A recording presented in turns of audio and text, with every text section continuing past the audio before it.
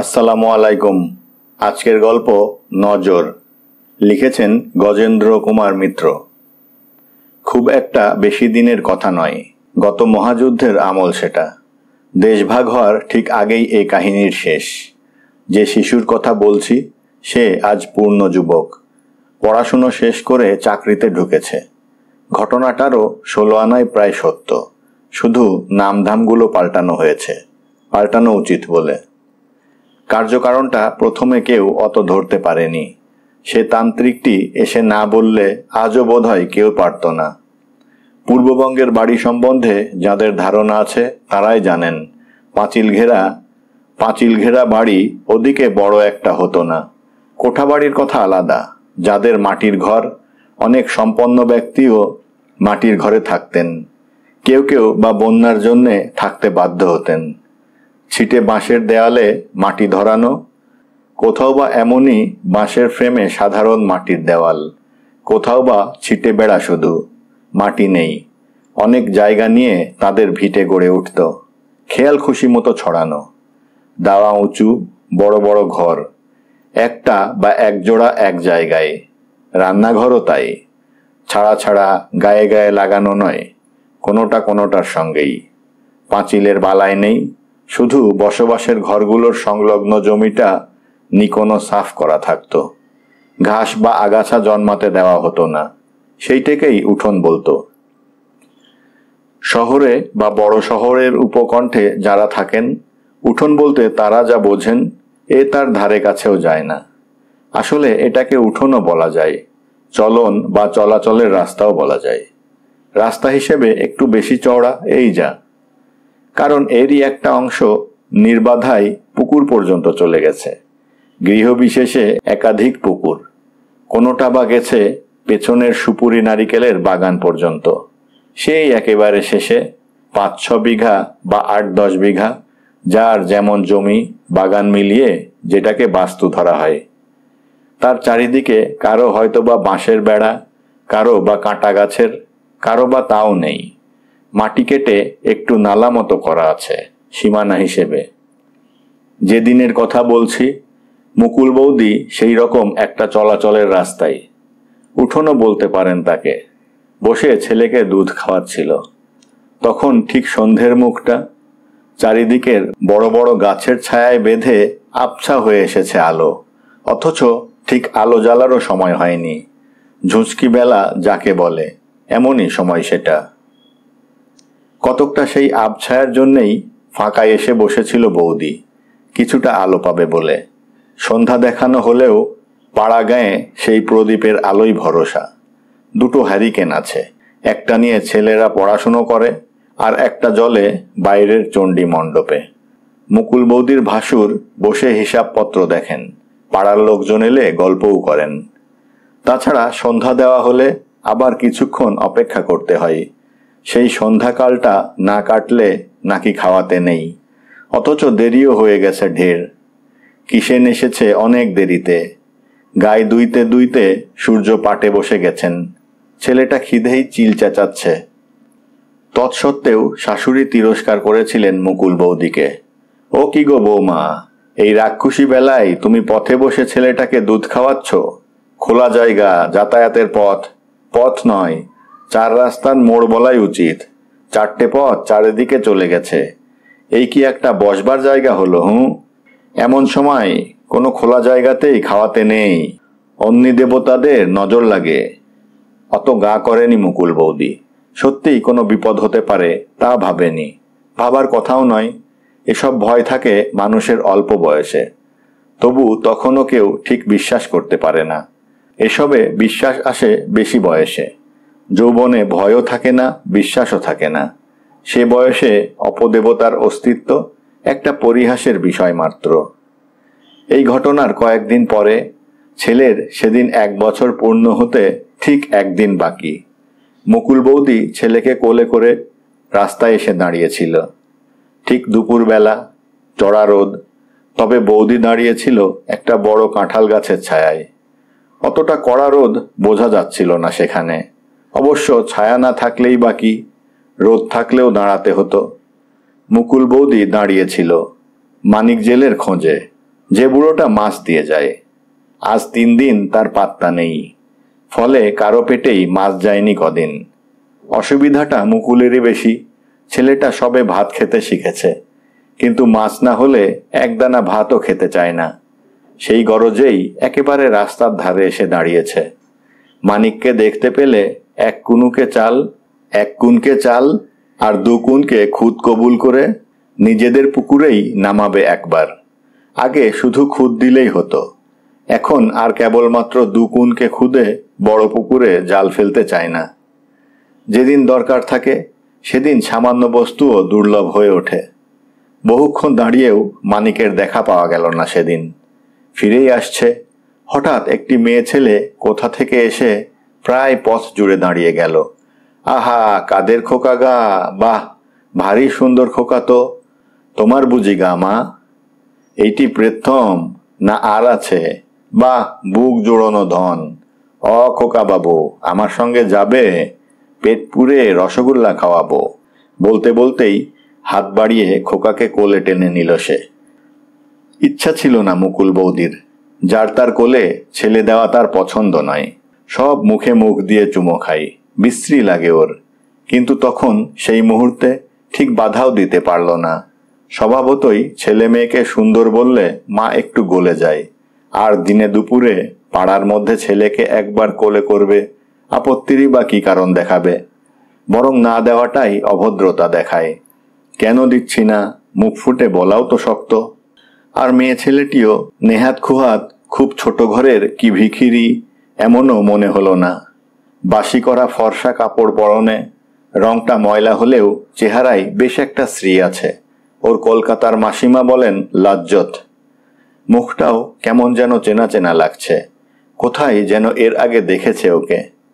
সেক্ষেত্রেও যদি কিছু পরে মনে পড়ে যায় যে মেয়ে ছেলেটি ওদের জানাশোনা কিংবা দুঃসম্পর্কের আত্মীয় কেউ, তখন লজ্জার সীমা থাকবে না ছেলেকে কোলে দিতে অস্বীকার করলে।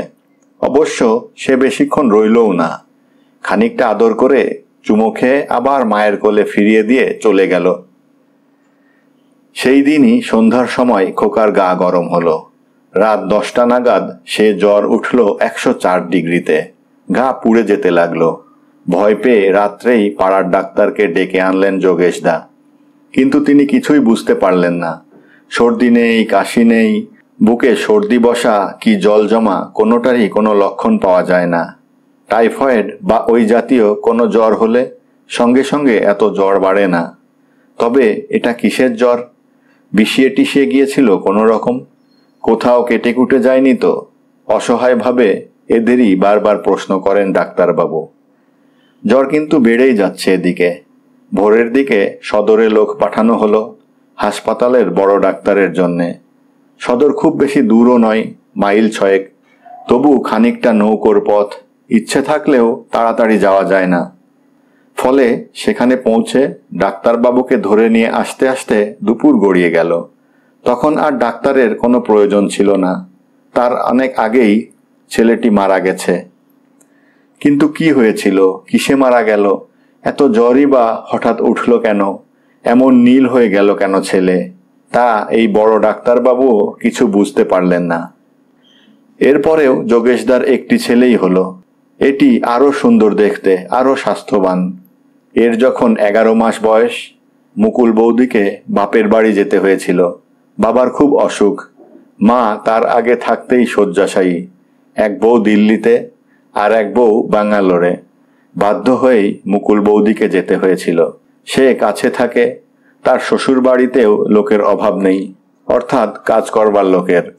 শাশুড়ি, পিস শাশুড়ি, বড় যা, এক বাড়ি মেয়ে ছেলে, এদেরও কিছু অসুবিধে ছিল না। যেতে হয়েছিল, গিয়ে থাকতেও হয়েছিল মাসখানেক। মা যতদিন না উঠে সংসারের ভার নিতে পারেন। এইখানে একদিন মুকুল বৌদির বাপের বাড়িতে 2খানা ঘর, কোঠা, তারই একটার সামনে দালানে ছেলেকে নিয়ে বসে আছে। ছেলে বুকের দুধ আজকাল খায় না বড় একটা, সেদিনই খাচ্ছিল একটু আধটু। এক বৃদ্ধা মহিলা এলেন। হরেন, কেমন আছে রে তোর বাবা? হরেন মুকুলের বাবার নাম। মুকুল চিনতে পারল না ঠিক, কিন্তু চক্ষু লজ্জায় সেটা বলতেও পারল না। ইনি যে চেনেন আর ভালো করেই চেনেন তাতে কোনো সন্দেহ নেই। সেক্ষেত্রে একে চিনতে না পারাটা ওরই অপরাধ বলে বোধ হলো। বিশেষ একটু পরেই আবার যখন ওর মার নাম ধরে তত্ত্ব করলেন, তরু কোথায় গেছে, সে ভালো আছে তো? মা গোপাল মামাদের বাড়ি গেছেন, কি একটু কাজে। হাসি হাসি মুখেই খবরটা দিতে হলো। আসুন, বসবেন না? না না, আমি যাই। এইটি বুঝি তোর খোকা? বাহ, বেশ খোকা। কি খোকা বাবু, তোমার নাম কি? মুকুলের কোলেই রইল ছেলে। উনি শুধু গাল টিপে চুমু খেয়ে আদর করে চলে গেলেন। মা ফিরে আসতে মুকুল বৌদি ওর কথা বলল। বাবার ঘুম ভাঙতে তাকেও। দুজনের কেউই চিনতে পারলেন না ভদ্র মহিলাকে। এ গ্রামের তো কেউ নয়, কিন্তু অন্য গ্রামেরই বা কে এত পরিচিত। ওই বয়সী যত মহিলার কথা মনে হলো, খানিকটা মেলে হয়তো, পুরো কারো সঙ্গে মেলে না। এর দিন দুই পরে এ ছেলেরও তেমনই জ্বর হলো, সেই প্রচণ্ড গা পুড়ে যাওয়া জ্বর। এ গ্রামের যিনি একমাত্র ডাক্তার, তাকে সেদিনই কি কারণে পাওয়া গেল না। সে জায়গায় বড় কবিরাজকে ধরে নিয়ে এলেন হরেনবাবু। খুব বিখ্যাত কবিরাজ, পিস্তর নাম ডাক, রসসাগর উপাধি। তিনি হাসতে হাসতেই এসেছিলেন, কিন্তু ছেলের নাড়ি ধরতেই তার মুখ শুকিয়ে উঠল। তিনি হরেনবাবুকে বললেন, আমাদের শাস্ত্রে যেটুকু আছে আমি করছি, কিন্তু এর নাড়ির গতিক আদৌ ভালো না। তোমাদের যাতে কোনো ক্ষোভ না থাকে সেইভাবে তোমরা চিকিৎসার ব্যবস্থা করো। অন্য কোনো ডাক্তার ডাকতে চাও ডাকো। যা করার সবই করা হলো। সন্ধ্যা নাগাদ একজন কেন, দুজন ডাক্তারই এলেন। যোগেশ দ্বারাও এসে পড়লেন, কিন্তু কিছুতেই কিছু হলো না। রাত 1টা নাগাদ এ ছেলেও মারা গেল। পরে হিসাব করে দেখা হয়েছিল, সেই দিনই ওর 1 বছর পূর্তির দিন, আর একটা দিন বেঁচে থাকলে জন্মদিন পেত। এর পরের ছেলে, অর্থাৎ যোগেশদার তৃতীয় সন্তানটিও যখন এইভাবে ঠিক 1 বছরের হয়ে মারা গেল, তখন সকলেই চঞ্চল হয়ে উঠলেন। এতটা একেবারে কাকতালীয় হতে পারে না, অন্তত অনেকেরই তাই মনে হলো। ঠিক 1 বছর বয়স হলেই মরছে, আর একই ধরনের জ্বর, একরকম লক্ষণ। জ্বর হওয়ার ঠিক আগে একজন করে অচেনা লোক আদর করে যাচ্ছে। সবটাই স্বাভাবিক, দৈবের যোগাযোগ বলে মানতে চাইলেন না তারা। তৃতীয় সন্তানটির বেলাও নাকি সেই জ্বর আসার আগের দিন যোগেশদা কোলে করে বেড়াতে বেরিয়েছিলেন। কে একটি অল্প বয়সী ফ্রক পরা মেয়ে পথে ধরে কোলে করে প্রচুর আদর করেছিল। অত অল্প বয়সের মেয়ে বলেই কোনো সন্দেহ হয়নি যোগেশদার, কিন্তু এখন প্যাটার্ন মিলে যাচ্ছে, মনে হচ্ছে সে একই ব্যাপার। এরপর কিছু যে একটা করার দরকার, সে বিষয়ে কারোর সন্দেহ রইল না। সকলেই নিজের নিজের বুদ্ধি ও অভিজ্ঞতা মতো উপদেশ দিতে লাগলেন। নানা ধরনের পরিকল্পনা, অনেক সময় পরস্পর বিরোধীও হয়ে উঠতে লাগলো। শেষ পর্যন্ত কিন্তু যোগেশদার মামা কামিনীবাবুর পরামর্শটাই এদের সকলের মনে লাগলো। কামিনীবাবু জানালেন, ওদের গ্রাম থেকে 3খানা গ্রাম পরে এক তান্ত্রিক সাধক থাকেন, পিশাচ সিদ্ধ, খুব বড় সাধক নাকি। তাকে গিয়ে ধরলে এর প্রতিকার হতে পারে। তিনি নাকি প্রসন্ন হলে দিনকে রাত করে দিতে পারেন। এমন বহু লোকের বহু উপকারই করেছেন তিনি, জীবনও রক্ষা করেছেন। কামিনীবাবুর এক সম্বন্ধীকে ঘোর সর্বনাশ থেকে উদ্ধার করেছেন। তবে পয়সার লোভ দেখিয়ে কিছু করানো যাবে না। সে মানুষ নন, খেয়াল হলে করবেন, নয়তো একেবারে হাঁকিয়ে দেবেন। খেয়াল হলে নিজেই পয়সা চেয়ে নেবেন, নইলে সেধে কেউ দিতে গেলে হয়তো লাথি মেরে বসবেন, নয়তো মুখে থুতু দিয়ে দেবেন। একবার চেষ্টা করে দেখা হোক তো অন্তত। যা মনে হচ্ছে সত্যিই যদি তাই হয়, যদি কোনো অপদেবতারই ব্যাপার হয়, এটা ওর দ্বারাই একটা সুরাহা হবে। পরামর্শটা সকলেরই মনে লাগলো। কামিনীবাবু বলে দিলেন, পায়খানার কাপড়ে বা সম্ভব হলে আরও অসুচি অবস্থায় তার কাছে যেতে হবে। ঘোর নোংরার মধ্যে বাস করেন তিনি, কিন্তু তা দেখে ঘেন্না করা চলবে না, বা সে সম্বন্ধে কোনো মন্তব্য করাও নয়। স্থির হলো যোগেশদা, তার দাদা ক্ষিতীশবাবু আর কামিনীবাবু, এই 3 জনে যাবেন সেখানে। দুর্গা বলে একদিন শেষ রাত্রে নৌকো করে রওনা দিলেন ওরা। যেখানে গিয়ে যাত্রা শেষ হলো, নদীর ধারেই একটা বিরাট পাকুড় গাছের দুটো মোটা শেকড়ের খাঁজে কোনো মতে আটকে থাকা একটা ভাঙা চালা ঘর। এত আবর্জনায় পূর্ণ যে দূর থেকেই তার দুর্গন্ধে দম বন্ধ হয়ে আসে। আর তেমনি সে লোকটিও, বড় বড় চুল, বাঘের মতো নখ, বোধহয় বছর 10-12 চান করেননি। পরনের কাপড় জামাও তথৈবচ। রাস্তায় যেসব পাগল ঘুরে বেড়ায় তাদের মতোই গায়ে পুরু হয়ে ময়লা জমে আছে। সবটা জড়িয়ে এমন এক বদগন্ধ যে তার কাছে যায় কার সাধ্যি। তবু যেতে হলো, প্রণামও করতে হলো। কে জানে কেন তিনি অতি সহজেই প্রসন্ন হলেন। সব শুনে বললেন, তোরা যা গিয়া, আমি যাইতেছি। শ্যামরাডারে না দেখা কিছু বলন যাইব না। এরা রাহা খরচ বাবদ কিছু দিতে গেলে হুঙ্কার দিয়ে উঠলেন তিনি একটা। আশ্চর্য এই, এতটা দূরের পথ নৌকো করে যখন ফিরে এলেন ওরা তখন সন্ধ্যা হয়। কিন্তু বাড়ি ঢোকার মুখেই যার সঙ্গে দেখা হলো সে সেই তান্ত্রিক সাধু ঘোষাল মশাই। বিড়বিড় করে বকতে বকতে আর কি যেন বাতাসে শুঁকতে শুঁকতে যোগেশদাদের বাড়িতেই ঢুকছেন। চোখাচোখি হতে এদের বিষয় লক্ষ্য করে হা হা করে হেসে উঠলেন। হাসিটাও যেন ঠিক সাধারণ মানুষের হাসি নয়। সেই হাসির শব্দে এদের সর্বাঙ্গ শিউরে গায়ে কাঁটা দিয়ে উঠল। গাছপালায় যেসব কাকপক্ষীর দল রাত্রির মতো এসে আশ্রয় নিয়েছিল তারাও ভয় পেয়ে আর্তনাদ করে উঠল। ঘোষাল মশাই সেই প্রায় অন্ধকারেই মুকুলকে ভালো করে তাকিয়ে তাকিয়ে দেখলেন। তারপর আশ্চর্য কোমল সুরে বললেন, মা, গুরুজনরা যা বলে তা শুনতে হয়। শাশুড়ি বারণ করেছিলেন, কথাটা উড়িয়ে দিয়েছিলে, মনে মনে হেসেও ছিলে। কিন্তু ওরা বহুদর্শী লোক, যা বলেন ভেবেই বলেন। সন্ধেবেলা চলাচলের পথে বসে দুধ খাইয়েছিলে কেন বড় ছেলেটাকে? আর জায়গা পাওনি? সকলেই চমকে উঠল। কথাটা অনেকেই জানত না, যারা জানত তাদেরও মনে ছিল না। শুধু সেই সামান্য একটি তুচ্ছ ভুলের যে এতদূর পরিণাম হতে পারে তা বোধহয় মুকুলের শাশুড়িও ভাবেননি। মুকুল বৌদি তো ভয়ে বিবর্ণ হয়ে উঠল। ভয়ে দুঃখে অনুতাপে দেখতে দেখতে তার কপালে বড় বড় ফোঁটায় ঘাম দেখা দিল।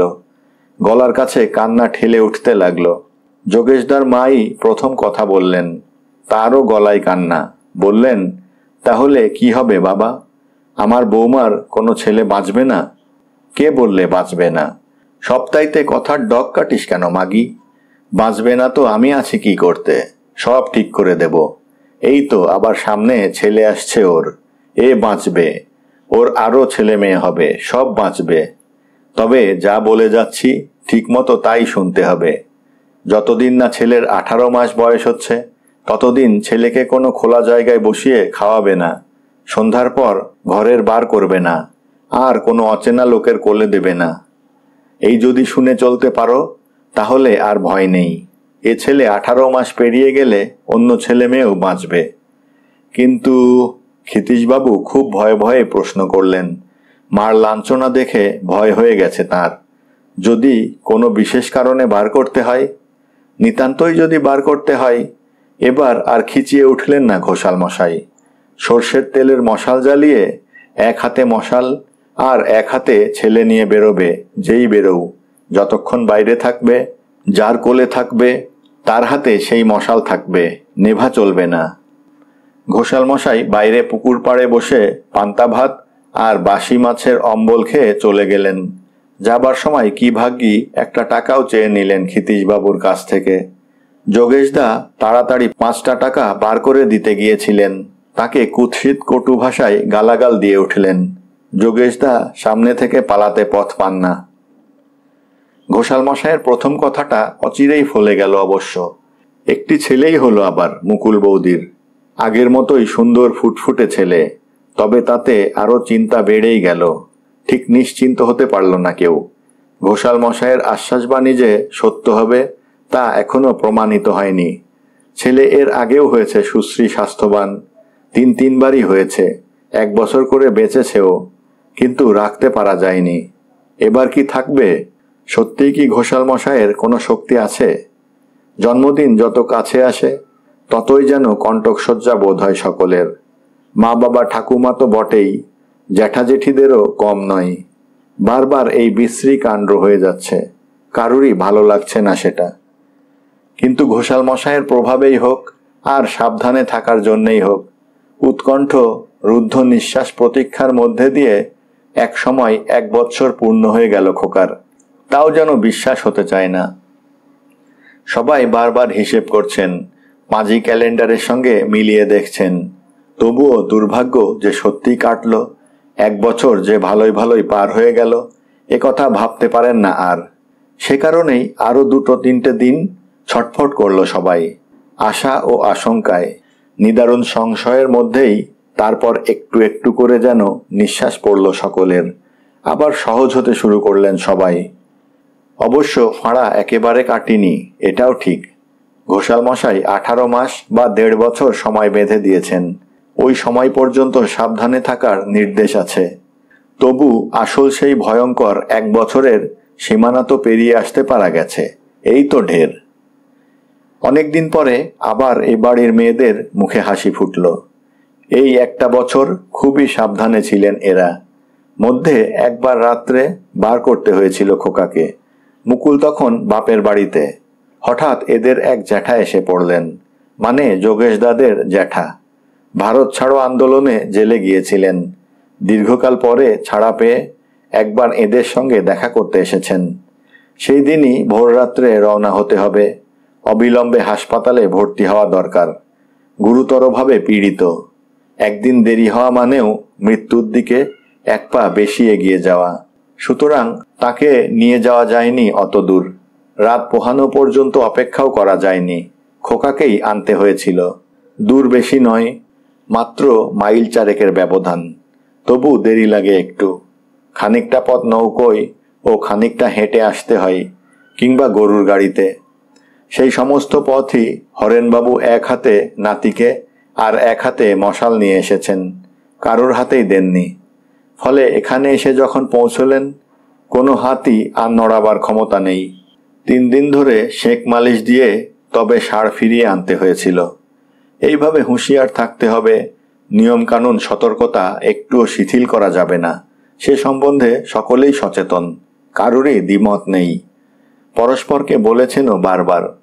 তবু কবে এবং কখন যে সে সতর্কতা শিথিল হয়ে এসেছে একটু, তা কেউই টের পাননি।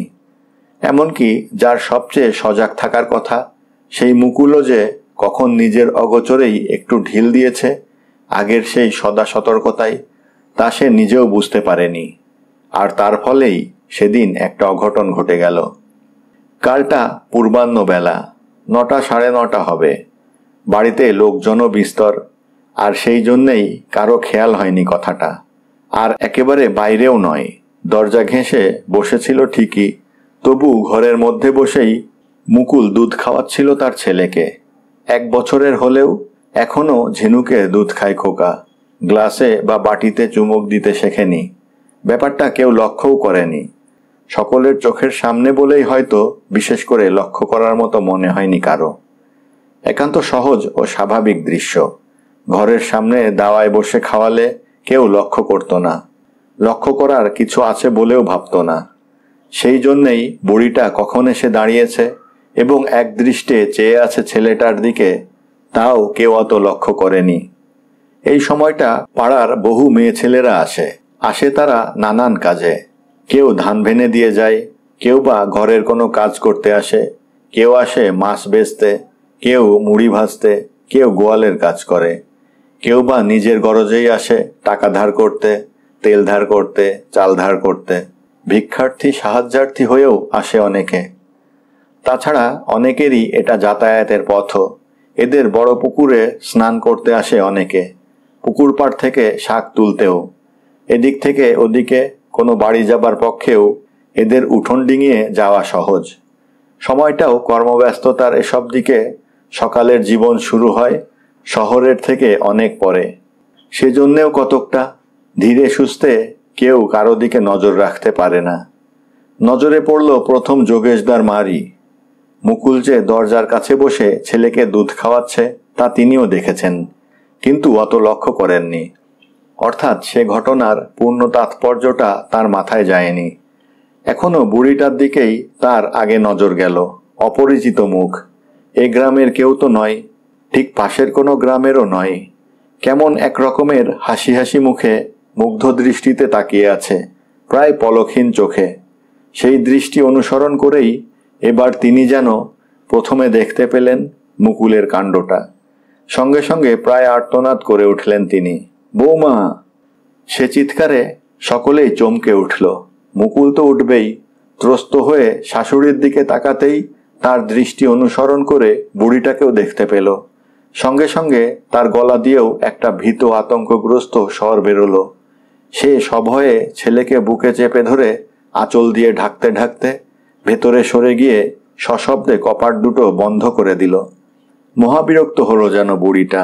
অপমানাহত ক্ষুণ্ণ কণ্ঠে বলল, কেন কেন, বিষয়টা কি? আমি কি নজর দিতাম নাকি? বলি, নজর দিচ্ছিলাম মনে করো নাকি?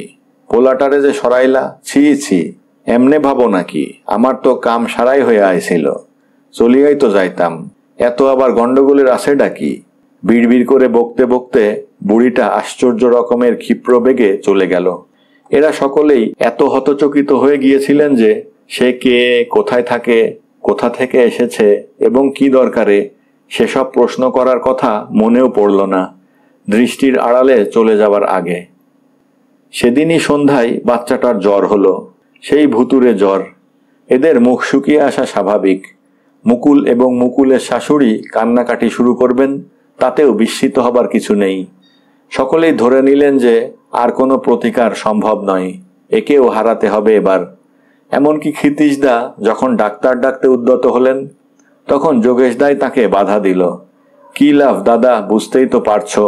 কিন্তু সামনে সেই সকল দিক আচ্ছন্ন করা অন্ধকারের মধ্যে একটা ক্ষীণ আশার আলো এই যে এবারে জ্বরের তাপটা পূর্ববারের মতো ভয়াবহ নয়, গতিটাও অত দ্রুত নয়। শেষ রাত্রেও 103-এর বেশি উঠল না, ছেলেও তেমন বেহুশ হয়ে পড়ল না। ক্ষিতীশদা তখনই মনস্থির করে ফেললেন, আর কারো কথা শুনবেন না তিনি। একেবারেই সদর থেকে বড় ডাক্তার ডাকবেন। তার এবার একটা ঘোড়া হয়েছে, সদরে পৌঁছতে 1 ঘন্টার বেশি লাগবে না।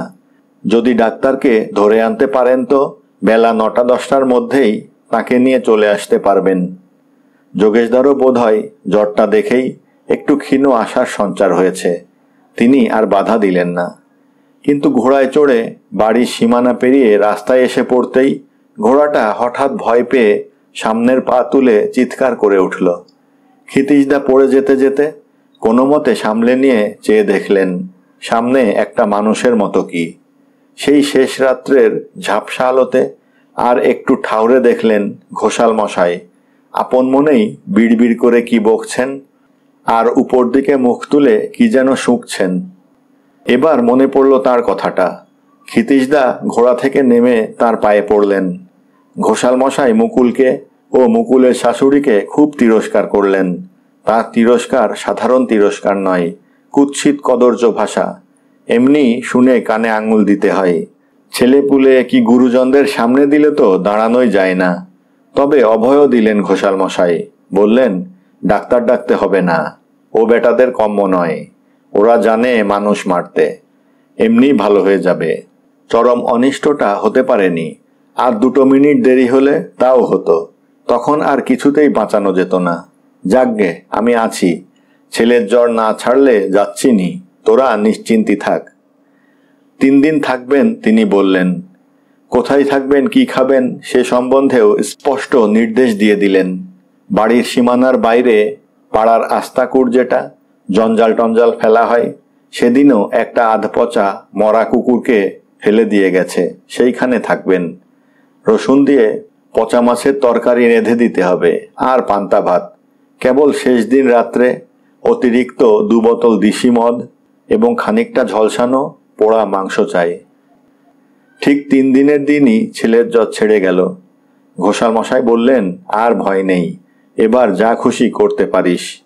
আর সে আসবে না, অন্তত এ বাড়ি ঢুকবে না। তবে 18 মাস পূর্ণ হবার আগে এ বাড়ির বাইরে কোথাও যাস না। আর দেরিও তো নেই, মোটে 2 মাস, নাই বা গেলি কোথাও। ঘোষাল মশাইও সেই দিন রাত্রে অন্তর্হিত হলেন। পরের দিন ভোরে উঠে আর তাকে দেখা গেল না। যেমন হঠাৎ এসেছিলেন তেমন হঠাৎই চলে গেলেন।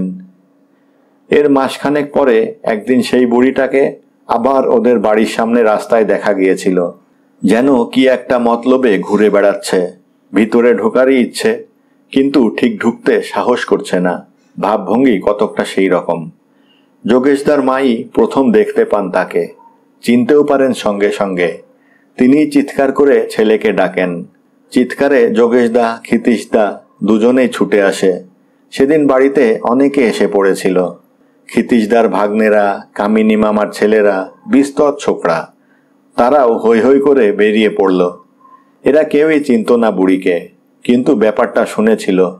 যোগেশদা সেদিন দেখেছিল, আজও চিনতে পেরেছে। মা এদের কাছে পরিচয়টা দিতে দিতে সে রাস্তায় বেরিয়ে ছুটতে লাগলো বুড়িটার পেছনে। বহুদিনের নিরুদ্ধ উষ্মা তার। স্ত্রী হত্যা হয় হোক, ডাইনিটাকে নিজ হাতে পুড়িয়ে মারবে সে। ততক্ষণে ছেলের দলও বেরিয়ে এসেছে। সবাই মিলেই ছুটতে শুরু করলো। বুড়িও ব্যাপারটা বুঝে ছুটতে শুরু করেছে আগেই। তবে তা নিয়ে ওরা কেউ মাথা ঘামায়নি অত। একে মেয়ে ছেলে, তাই বুড়ো মানুষ, কতক্ষণ পারবে ওদের সঙ্গে ছুটতে। কিন্তু আশ্চর্য এই, এরা সকলেই অল্প বয়সী, গ্রামের ছেলে, খেলাধুলোও করে সকলে। ছোটা প্রত্যেকেরই অভ্যাস আছে এদের। তবুও বুড়িটাকে ধরতে পারল না ওরা। ওরা যত জোরে দৌড়ায়, বুড়িও তত জোরে দৌড়ায়। ছুটতে ছুটতে ক্রমশ গ্রামের সীমানায় এসে পড়ল। সামনে দিগন্ত বিস্তৃত মাঠ, ধানের ক্ষেত। অবশ্য তখন ধান কাটা হয়ে গেছে, তবুও দৌড়তে অসুবিধে হয় বইকি। সে অসুবিধে দুপক্ষেরই হবার কথা। কিন্তু এই সময় একটা অদ্ভুত কাণ্ড ঘটল। মাঠের মাঝামাঝি একটা গাছ ছিল, সম্ভবত শিমুল গাছ। বিরাট, বহুদিনের গাছ। বুড়িটা সেইখানে গিয়ে হঠাৎ সেই প্রকাশ্য দিবালোকে সকলের চোখের সামনে নিমিষে মিলিয়ে গেল। আগের মুহূর্তেও সকলে দেখেছে বুড়িটাকে সেই গাছটা দুহাতে জড়িয়ে ধরতে। পর মুহূর্তেই আর কোনো চিহ্ন দেখতে পেল না তার। ভয় হবারই কথা, ভয় হলেও যতই দিনের আলো হোক আর দল বেঁধে থাক, এমন অলৌকিক অবিশ্বাস্য কাণ্ড দেখলে কার না ভয় হয়। সকলেরই গাটা ডোল দিয়ে উঠল একবার, মুখ শুকিয়ে গেল। কিন্তু যোগেশদাও প্রতিহিংসায় স্থির প্রতিজ্ঞ। সে বলল, এই আমি এখানে আছি, তোরাও জন দুই থাক, বাকি সব বাড়ি গিয়ে কিছু কাঠখড় আর তেল নিয়ে আয়, গাছটাকে পুড়িয়ে দেব।